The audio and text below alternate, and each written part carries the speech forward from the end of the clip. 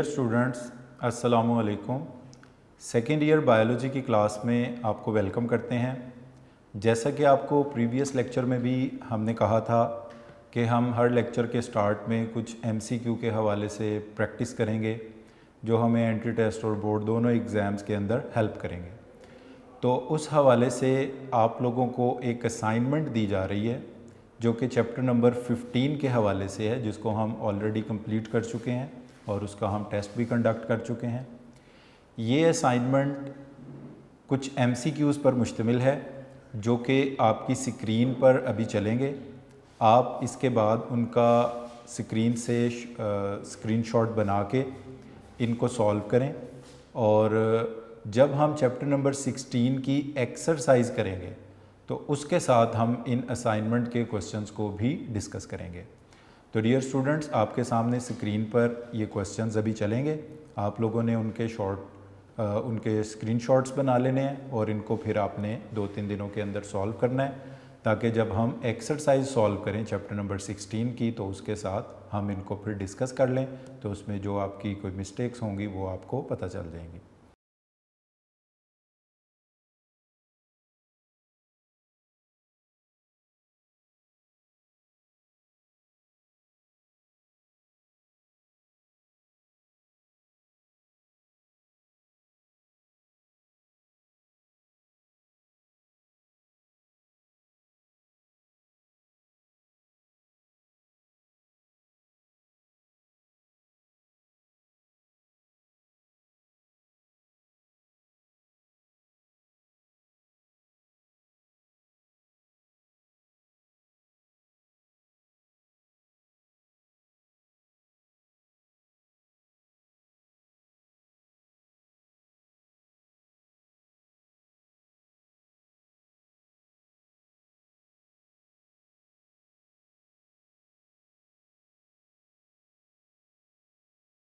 Dear students, अभी आपके सामने ये जो आपको असाइनमेंट के कुछ क्वेश्चंस का कहा था उसके स्क्रीन पर चले हैं। आप इनको स्क्रीनशॉट्स बनाकर पढ़ने की कोशिश करें। अगर आपसे ये नहीं पढ़े जाएंगे तो फिर हम इसका कोई और तरीका इस्तेमाल करेंगे, आपने बता देना है। बहरहाल आप लोगों ने इसको सॉल्व करना है 1-2 दिनों में, ताकि जब हम इसकी डिस्कशन करें तो आप लोग इसको सॉल्व कर चुके हों। नेक्स्ट टॉपिक इस लेक्चर से प्रीवियस लेक्चर में जो टॉपिक है वो हम लोकोमोशन इन जेलीफिश तक पढ़ चुके हैं, जेट प्रोपल्शन मूवमेंट तक। तो आज हम स्टार्ट कर रहे हैं लोकोमोशन इन अर्थवॉर्म से। तो डियर स्टूडेंट्स, आज का जो हमारा पहला टॉपिक है वो है लोकोमोशन इन अर्थवॉर्म।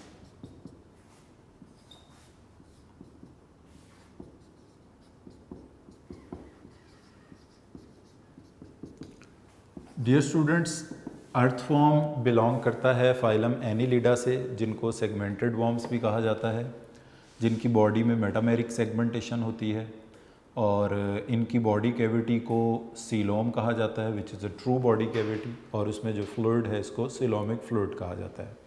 और इनमें जो स्केलेटन पाया जाता है उसे हम कहते हैं हाइड्रोस्टैटिक स्केलेटन। हम हाइड्रोस्टैटिक स्केलेटन के साथ भी अर्थवॉर्म का जिक्र कर चुके हैं, इसकी लोकोमोशन का। तो डियर स्टूडेंट्स, अर्थवॉर्म की जो मूवमेंट है इसको कहा जाता है एकॉर्डियन लाइक मूवमेंट। एकॉर्डियन एक म्यूज़िकल इंस्ट्रूमेंट का नाम है जिसको जैसे खींचते हैं छोटा बड़ा हो जाता है, उसको प्रेस करते हैं छोटा हो जाता है, फिर बढ़, तो उसमें से एक म्यूज़िकल साउंड पैदा होती है। तो इस अर्थवॉर्म भी ऐसे छोटा बड़ा, शॉर्ट एंड वाइड, इसकी बॉडी की लेंथ में कम हो जाती है, वाइड हो जाती है, फिर इलोंगेट हो जाती है।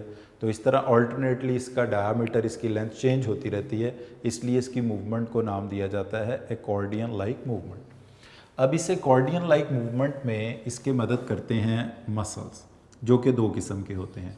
वो मसल जो कि along the length of the animal होते हैं, इनको कहा जाता है सर्कुलर मसल्स, और वो मसल जो कि अलोंग द सर्कमफेरेंस होते हैं, जो गोलाई के साथ एनिमल के होते हैं, इनको कहा जाता है सर्कुलर मसल। और वो मसल जो कि अलोंग द लेंथ होते हैं, इनको कहा जाता है longitudinal muscles. Circular muscles and longitudinal muscles. अब डियर स्टूडेंट्स, ये सर्कुलर और longitudinal muscle alternately contract relax करते हैं। इसका वो पोर्शन जिसमें आप देखें अगर कि इसकी बॉडी जो है वो थिन एंड लॉन्ग है, इस तरह से ये बॉडी अगर आप इसकी देखें कि ये थिन एंड लॉन्ग है, तो इसमें ये कुछ मसल्स हैं जो कि अलोंग द लेंथ हैं और कुछ मसल हैं जो कि अलोंग द सर्कमफेरेंस हैं। ये जो रेड वाली लाइनें लगाई हैं ये रिप्रेजेंट कर रही हैं सर्कुलर मसल्स को, और जो ब्लैक लाइंस हैं वो लॉन्गिट्यूडनल मसल्स को रिप्रेजेंट कर रही हैं। एक ये सेगमेंट है। इसी तरह डियर स्टूडेंट्स, ये हम एक और सेगमेंट इसका बनाते हैं। इस सेगमेंट में भी ये ब्लैक लाइनें लॉन्गिट्यूडनल मसल्स को रिप्रेजेंट कर रही हैं, और ये जो हम रेड लाइंस इसमें ड्रॉ करेंगे ये रिप्रेजेंट करेंगी हमारे सर्कुलर मसल्स को। डियर स्टूडेंट, इस पोर्शन में आप देख सकते हैं कि बॉडी जो है वो थिन है, यानी बॉडी का डायमीटर जो है इस पोर्शन का कम है, मगर इलोंगेटेड है, थिन एंड लॉन्ग है। तो जिस पोर्शन के अंदर अगर आप देखें कि बॉडी जो है उसका डायमीटर कम है, थिन है, और उसकी लेंथ ज़्यादा है, लॉन्ग है, और इस पोर्शन में देखें अगर आप तो इसकी बॉडी जो है एक तो लेंथ में कम है, शॉर्ट है as compare to this portion, इसकी ये वाली लेंथ कम है, मगर इसका ये वाला जो डायामीटर है वो ज़्यादा है। बॉडी जो है वो शॉर्ट एंड वाइड है। तो जिस पोर्शन में आप देखते हैं कि बॉडी इलोंगेटेड है, नैरो, थिन की जगह आप नैरो भी कह सकते हैं, नैरो है, इस पोर्शन के अंदर सर्कुलर मसल्स में क्या हुआ है और लॉन्गिट्यूडनल मसल्स में क्या हुआ है।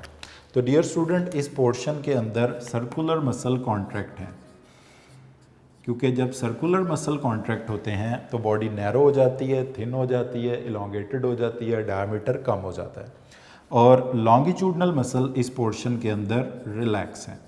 तो आपने देखा कि लॉन्गिट्यूडनल और सर्कुलर मसल इकट्ठे कॉन्ट्रैक्ट नहीं हुए, जो एक अगर कॉन्ट्रैक्ट है तो दूसरा रिलैक्स है।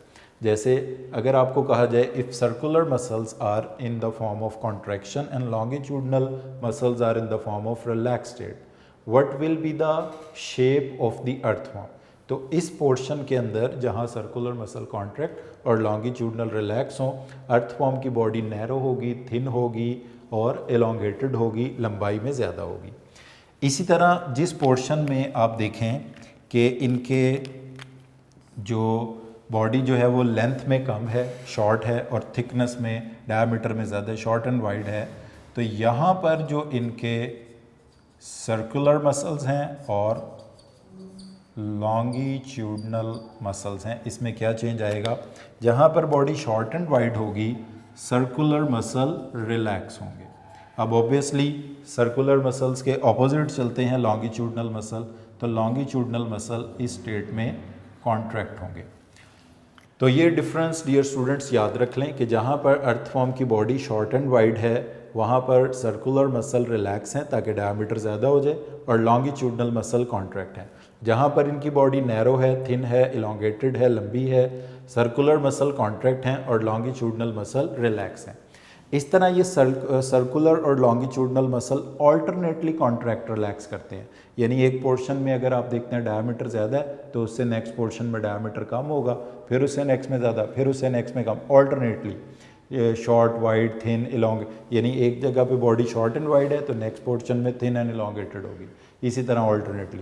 तो अर्थवॉर्म में जो लोकोमोशन है ये अकॉर्डियन लाइक मूवमेंट है, इसमें हेल्प करते हैं सर्कुलर मसल जो कि अलोंग द सर्कमफेरेंस हैं, लॉन्गिट्यूडनल मसल जो कि along the length of the animal है। और ये कैसे वर्क करते हैं वो हमने इस डायग्राम में देख लिया। इसके अलावा इन मसल्स को फैसिलिटेट करते हैं कुछ कांटेदार स्ट्रक्चर, कुछ spiny structure, hook like structure, जिनको कहा जाता है पेयर्ड सीटी और चीटी।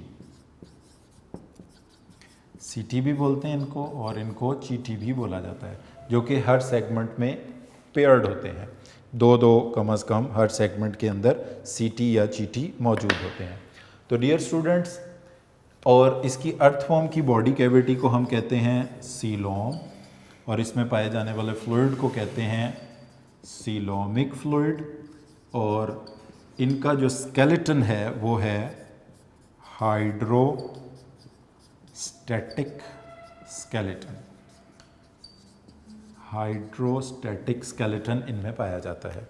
अब अगर हम इनकी इस वर्किंग को थोड़ा डायग्रामेटिकली रिप्रेजेंट करें तो इस तरह से अर्थवॉर्म की बॉडी जो है इसको आप देख सकते हैं कि कुछ पोर्शंस में इसका डायामीटर कम है और कुछ पोर्शंस में इसका डायामीटर ज़्यादा है, और हर सेगमेंट के साथ पेयर्ड सीटी या चीटी अटैच हैं जो फर्मली इसको सॉइल में, ज़मीन की सरफेस में फिक्स करने का काम करते हैं। तो इस तरह से अगर ये इस डायरेक्शन में अर्थवॉर्म मूव करता है तो आप देखें ये वाला जो पोर्शन है इसमें इसकी बॉडी थिन एंड एलोंगेटेड है, तो इसका क्या मतलब होगा कि इस पोर्शन में इसके सर्कुलर मसल कॉन्ट्रैक्ट हैं और लॉन्गिट्यूडनल मसल रिलैक्स है। इस पार्ट में अगर आप देखें तो इसकी बॉडी जो है वो शॉर्ट एंड वाइड है, यानी लेंथ में कम है और डायमीटर में ज़्यादा है। तो अब सर्कुलर मसल रिलैक्स और लॉन्गिट्यूडनल कॉन्ट्रैक्ट हैं। फिर यहाँ पर इसकी बॉडी थिन एंड एलोंगेटेड हो गई, फिर शॉर्ट एंड वाइड हो गई। तो इस तरह ये अर्थवॉर्म जो है सबसे पहले अपने इंटीरियर पार्ट को एलोंगेट करता है और फिर्मली उसको ज़मीन में फिक्स करता है, फिर अपने पोस्टीरियर पार्ट को एलोंगेट करता है क्योंकि इंटीरियर पार्ट ऑलरेडी ज़मीन में फिक्स होता है, तो पोस्टीरियर पार्ट जो है वो आगे की तरफ प्रोपेल हो जाता है। तो इस तरह ये ज़मीन के ऊपर क्रॉलिंग करता हुआ, रेंगता हुआ हमें नज़र आता है। और इसकी इस लोकोमोशन में जो चीज़ें इन्वॉल्व हैं वो मेनली ये तीन चीज़ें हैं: circular muscle, longitudinal muscle, paired सीटी और चीटी।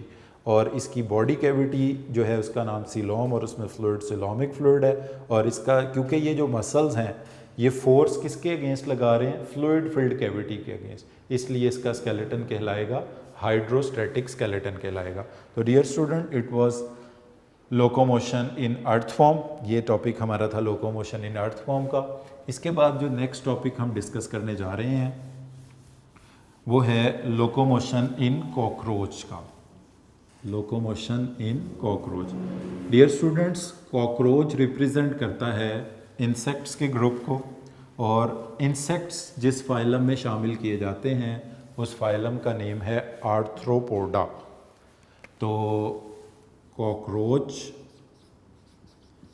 रिप्रेजेंट किस फाइलम को कर रहा है? आर्थ्रोपोडा को। और आर्थ्रोपोडा के ये जिस ग्रुप में शामिल है उसका नाम है इंसेक्ट्स। अब इंसेक्ट्स की पहचान क्या होती है? इंसेक्ट्स की पहचान है कि इनकी बॉडी 3 पार्ट्स में डिवाइडेड है। नंबर 1, सबसे इंटीरियर जो पोर्शन है इनका वो इनका हेड है। उसके बाद इनका थॉरैक्स है, और थॉरैक्स में 3 सेगमेंट्स हैं। और थॉरैक्स के बाद फिर इनका एब्डोमेन है। एब्डोमेन से लेके पोस्टीरियर एंड तक इसमें लार्ज नंबर ऑफ सेगमेंट्स हैं। अब डियर स्टूडेंट्स, जो अर्थवॉर्म की लोकोमोशन है इसमें अर्थवॉर्म जो है रनिंग भी करता है, वॉकिंग भी करता है और इवन फ्लाइट भी करता है, उड़ता भी है। अब इसमें अगर हम इसकी लोकोमोशन की बात करें तो इसकी जो थोरेसिक रीजन है इसमें 3 पेयर्स हैं लेग के। 3 पेयर्स का मतलब होगा 3 टांगे राइट साइड पे, 3 टांगे लेफ्ट साइड पे होंगी। ये भी आप देख रहे हैं कि मैंने सिर्फ 3 लेग्स इसकी यहाँ पे ड्रॉ की हैं। इसकी अगर इस साइड को आप कह देते हैं कि ये इसकी राइट साइड है और ये इसकी लेफ़्ट साइड है, तो राइट साइड की ये वाली लेग कहलाएगी फोर लेग। फोर लेग का मतलब जो सबसे पहली है, और ये वाली कहलाएगी हाइंड लेग क्योंकि ये सबसे पीछे है। और इसकी ये अपोजिट साइड की जो लेग है ये इसको हम बोलेंगे मिडल लेग। डियर स्टूडेंट, इसकी फॉर एग्ज़ाम्पल ये राइट साइड को आगे मूव करने के लिए सबसे पहले ये क्या करता है, अपनी फोर लेग को राइट साइड की उठा के आगे फॉरवर्ड मूवमेंट किसकी वजह से करता है? फोर लेग की वजह से। और फोर लेग जिस साइड पर राइट साइड पर है उसी साइड की जो हाइंड लेग है, जो सबसे पीछे वाली टांग है, वो इसी डायरेक्शन में इसको पुश प्रोवाइड करती है अगेंस्ट द ग्राउंड, ज़मीन के अगेंस्ट फोर्स लगा के। और इस दौरान में अपोजिट साइड की ये जो मिडल लेग है ये एक्ट करती है एज प्रॉप, सहारे के तौर पे काम करती है।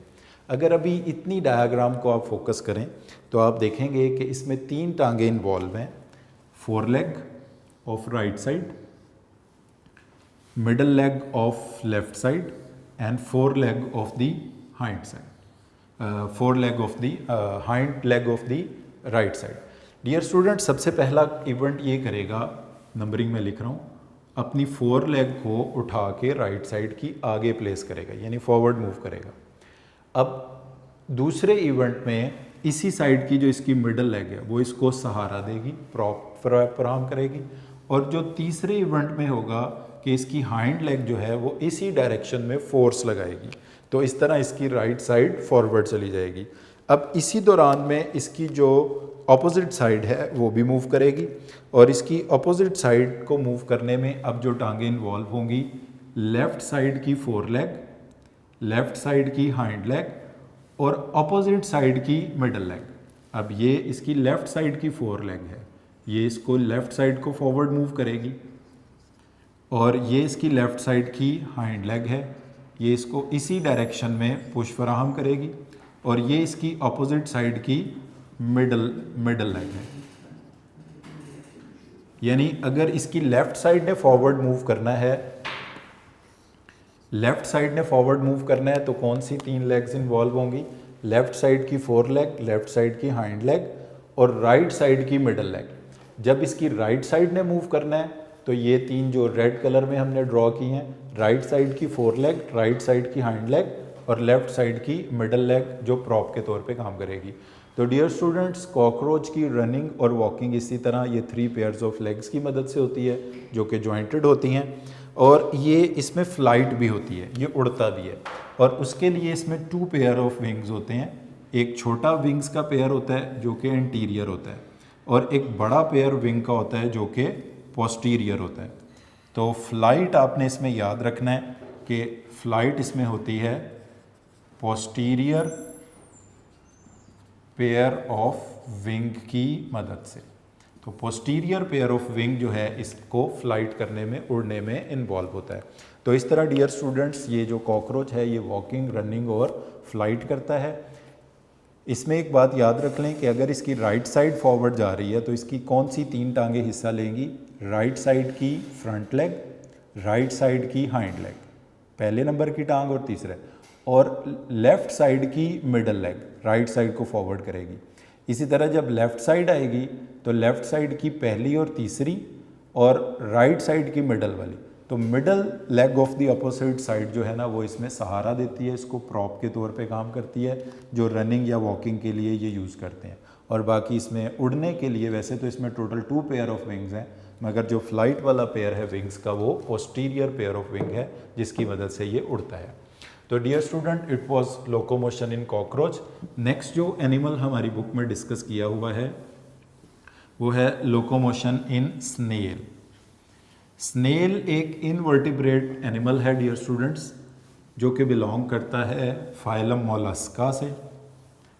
मोलस्का का मतलब होता है शेल्ड एनिमल या सॉफ्ट बॉडीड एनिमल्स जो हैं उनको कहा जाता है मोलस्का, और इससे बिलोंग करता है ये स्नेल।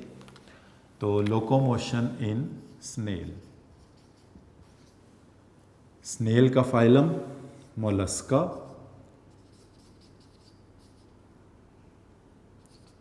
और मोलस्का फाइलम में जो इसकी क्लास है उसको हम कहते हैं गैस्ट्रोपोडा।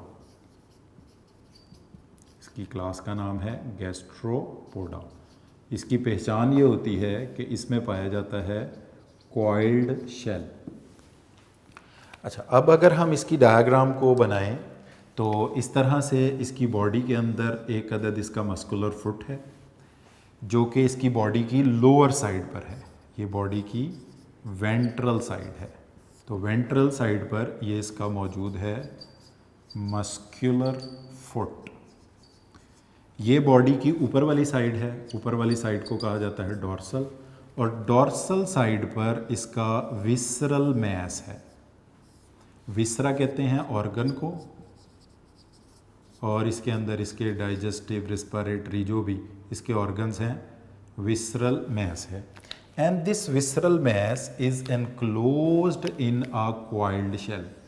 ये विसरल मैस एक कॉइल्ड शेल के अंदर एनक्लोज्ड है, जो कि शेल उसकी कौन सी साइड पर होगा, डॉर्सल साइड पर ही इसका शेल होगा, और एंटीरियर पर इसके ये पेयर ऑफ एंटीना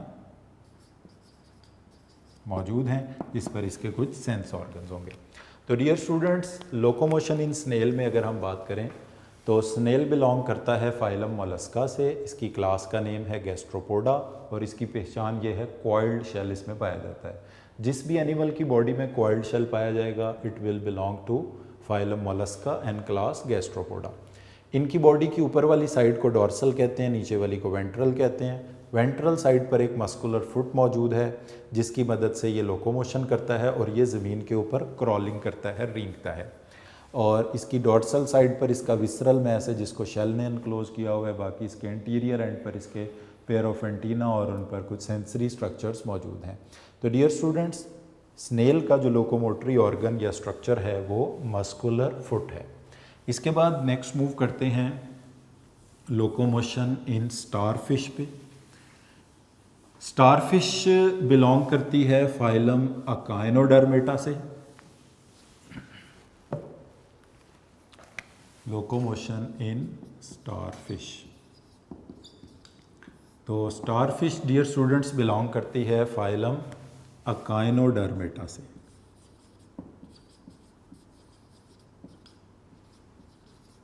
अकाइनो का मीनिंग होता है स्पाइन, कांटे, और डर्मा कहते हैं स्किन को, यानी इनकी स्किन कांटेदार होती है, रफ होती है, स्पाइनी स्किन्ड होते हैं, इसलिए इनको कहा जाता है अकाइनोडर्म्स। अब इनका जो लोकोमोटरी स्ट्रक्चर है वो है ट्यूब फीट। ये ट्यूब फीट की मदद से लोकोमोशन करते हैं। अगर हम इस बात को इस डायग्राम के अंदर बनाएं तो ये इनकी सेंट्रल डिस्क है, और सेंट्रल डिस्क के साथ इनके ये कनेक्टेड हैं आर्म्स, और यूजुअली आर्म्स की तादाद होती है 5। तो सेंट्रल डिस्क के साथ इनके आर्म्स कनेक्टेड हैं। अब हर आर्म में एक केनाल है, उस केनाल को बोला जाएगा रेडियल केनाल। ये सेंट्रल डिस्क से शुरू हो रही है और हर आर्म की टिप तक एक्सटेंडेड है। This portion will be called as central disc, और ये इनके कहलाएंगे आर्म।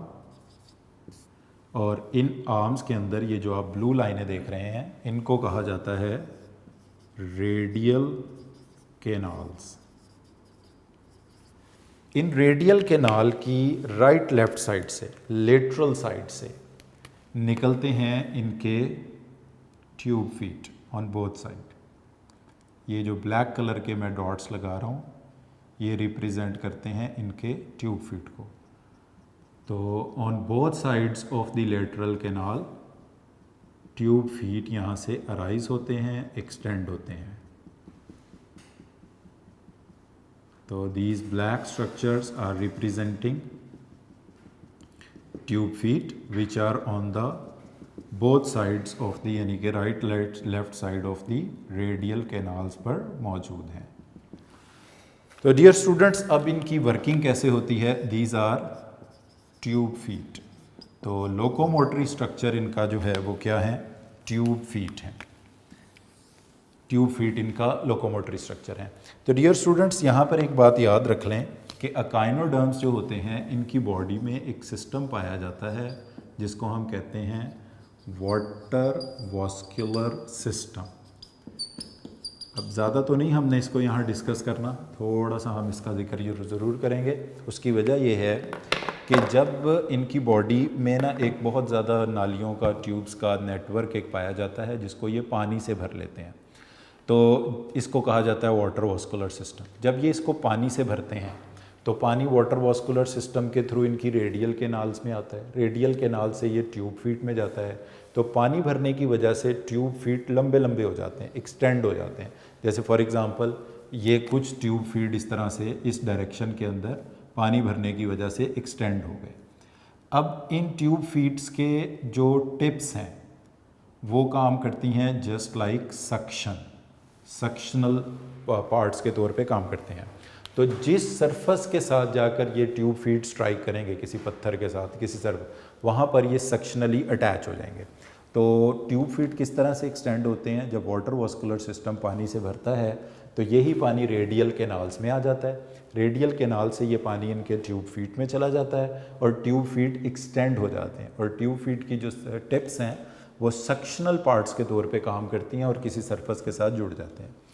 फिर जब इन ट्यूब वास्कुलर सिस्टम से पानी बाहर निकलता है तो रेडियल कैनाल से भी पानी बाहर निकलता है, ट्यूब फीट से भी पानी बाहर निकलता है, तो ये ट्यूब फीट सुकड़ जाते हैं, शॉर्टन होने लग जाते हैं।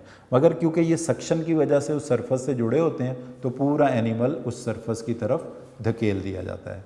तो इस तरह डियर स्टूडेंट्स, स्टार फिश में लोकोमोशन के लिए क्या काम करते हैं, ट्यूब फीट काम करते हैं।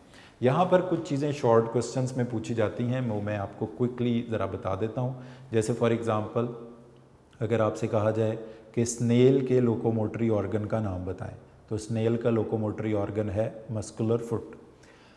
इसी तरह स्टारफिश के लोकोमोटरी ऑर्गन का नाम बताएं, स्टारफिश का लोकोमोटरी ऑर्गन है ट्यूब फीट। कॉकरोच के लोकोमोटरी स्ट्रक्चर का नाम बताएं, तो उसके लोकोमोटरी स्ट्रक्चर में उसकी लेग्स हैं जो कि जॉइंटेड लेग्स हैं। और कॉकरोच फ्लाइट किसकी मदद से करता है, पोस्टीरियर पेयर ऑफ विंग की मदद से करता है, जो कि लार्ज पेयर ऑफ विंग होता है। इसी तरह इससे पीछे वाले टॉपिक्स में मूव करें तो एकॉर्डियन लाइक मूवमेंट किसकी है, एकॉर्डियन लाइक मूवमेंट है अर्थफॉर्म की। इसी तरह जेट प्रोपल्शन मूवमेंट किस में होती है, जेलीफिश में होती है। सीलिया की मदद से लोकोमोशन पैरामीशियम में होती है। सुडोपोडिया की मदद से लोकोमोशन एमीबा में होती है। फ्लैजिला और मायोनीमीज की मदद से लोकोमोशन यूगलिना में होती है। तो डियर स्टूडेंट, इस टाइप के एमसीक्यू इन टॉपिक्स में से पूछे जाते हैं जो कि मैंने आपको यहाँ पर बता दिए।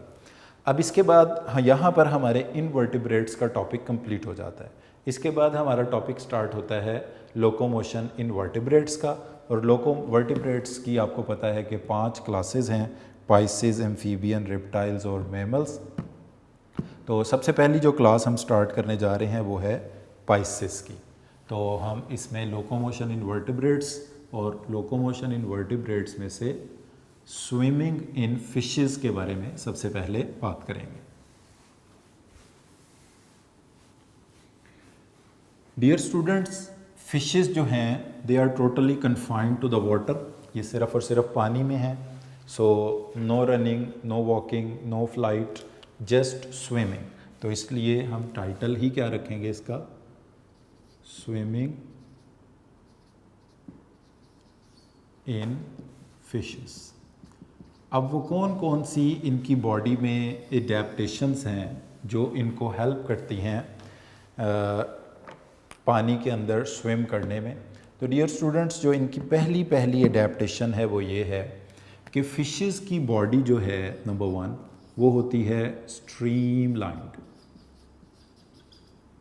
स्ट्रीमलाइंड का मतलब ये होता है कि ऐसी बॉडी जो एंटीरियर पोस्टीरियर से टेपर्ड हो। अगर आप इसको देखें तो इसकी बॉडी जो है एंटीरियर से, ये इसका एंटीरियर और ये इसका पोस्टीरियर। एंटीरियर पोस्टीरियर से इनकी बॉडी टेपर्ड है, बारीक है, नोकीली है। जैसे आप देखें बोट शेप भी कहते हैं, जो बोट पानी में से गुजरती है उसकी भी एंटीरियर से टेपर्ड, पोस्टीरियर से टेपर्ड। इसी तरह जो परिंदे हवा में उड़ते हैं वो भी स्ट्रीमलाइंड होते हैं। एरोप्लेन्स भी इसी पैटर्न के ऊपर डिज़ाइन किए जाते हैं। तो स्ट्रीमलाइंड बॉडी का मतलब ये होता है कि ऐसी बॉडी जब पानी से मूव करे तो इसके ऊपर से, इसके दाएं से, बाएं से, नीचे से पानी तेज़ी से गुजर जाए, पानी इसको रोके ना। तो इसको हम कहते हैं कि स्ट्रीमलाइन बॉडी में जो ड्रैग फोर्स है, ड्रैगिंग जिसको कहते हैं, जो फ्लूइड में मूव करने वाली किसी भी चीज़ को रोकती है। ड्रैग बेसिकली रेजिस्टेंस का नाम है। तो मछली जब पानी में तैर रही है तो पानी उसको रोकने की कोशिश करेगा, पानी उसकी मूवमेंट को रेजिस्ट करेगा। तो इस ड्रैग फोर्स को वो ख़त्म तो नहीं कर सकते, इस ड्रैग फोर्स को क्या कर सकते हैं, मिनिमम कर सकते हैं। तो इस ड्रैग फोर्स को मिनिमम रखने के लिए इनकी बॉडी का कैसा होना ज़रूरी है, स्ट्रीमलाइंड होना ज़रूरी है।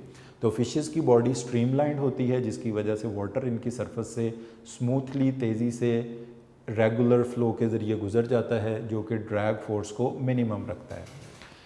फिर इसके बाद डियर स्टूडेंट्स, इनको जो चीज़ फैसिलिटेट करती है पानी में मूव करने के लिए, वो हैं इनकी स्किन का स्लाइमी और मॉइस्ट होना। इनकी जो स्किन है ये चिपचिपी होती है, स्लाइमी होती है और हमेशा मॉइस्ट रहती है। अब इस स्किन को स्लाइमी और मॉइस्ट रखने के लिए इनकी स्किन में मौजूद होते हैं ऑयल ग्लैंड्स, जो कि ऑयली सिक्रीशन पैदा करते हैं, जो लुब्रिकेंट है, जो रेजिस्टेंस ड्रैग को मज़ीद कम करती है। इसके अलावा इसमें मौजूद होते हैं म्यूकस पैदा करने वाले म्यूकस ग्लैंड्स, जो कि ये दोनों ऑयली सिक्रीशन और म्यूकस जो है ये मिलकर इनकी स्किन को मॉइस्ट रखता है, स्लाइमी बनाता है, जो कि ड्रैग फोर्स को मज़ीद कम कर देता है। इसके अलावा तीसरे नंबर पर इनकी स्किन के ऊपर पाए जाते हैं स्केल्स और डेंटिकल्स। स्केल्स डियर स्टूडेंट्स पाए जाते हैं बॉनी फिशेस के अंदर और डेंटिकल्स पाए जाते हैं कार्टिलेजिनस फिशेस में। स्केल्स और डेंटिकल्स जो होते हैं ये ड्रैग फोर्स को मिनिमम रखने का काम करते हैं, तो पानी इनकी सरफेस से इजीली गुजर जाता है। डियर स्टूडेंट्स, इनकी सरफेस से फिन्स के अलावा कोई स्ट्रक्चर प्रोजेक्ट नहीं होता। इनके अपवर्ड जो फिन्स पाए जाते हैं इनको हम कहते हैं डॉर्सल फिन्स, और इनकी जो लोअर साइड पे फिन्स पाए जाते हैं इनको हम कहते हैं वेंट्रल फिन्स। ये जो डॉर्सल और वेंट्रल फिन्स होते हैं ये होते हैं अनपेयर्ड, यानी डॉर्सल अलहदा हैं और वेंट्रल अलहदा हैं, ये भी अनपेयर्ड। कुछ फिन्स इसमें पेयर्ड भी होते हैं, जो इनके पेक्टोरल गिर्डल में पाए जाते हैं, फ्रंट साइड पे पेक्टोरल फिन्स, ये राइट लेफ्ट होंगे तो ये होंगे पेयर्ड।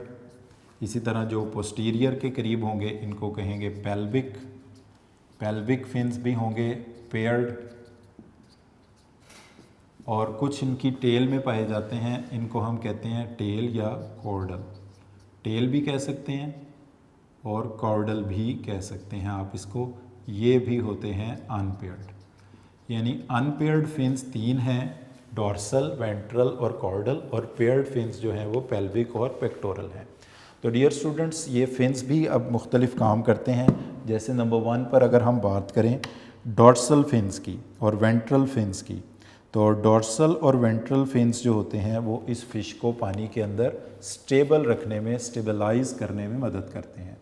पेल्विक पेक्टोरल फिन इसकी स्टीयरिंग करते हैं। स्टीयरिंग का मतलब जैसे गाड़ी का स्टीयरिंग डायरेक्शन चेंज करने के लिए होता है, तो इसकी डायरेक्शंस को चेंज करने में हेल्प करते हैं। कॉर्डल फिन्स इसकी फॉरवर्ड मूवमेंट में मदद करते हैं।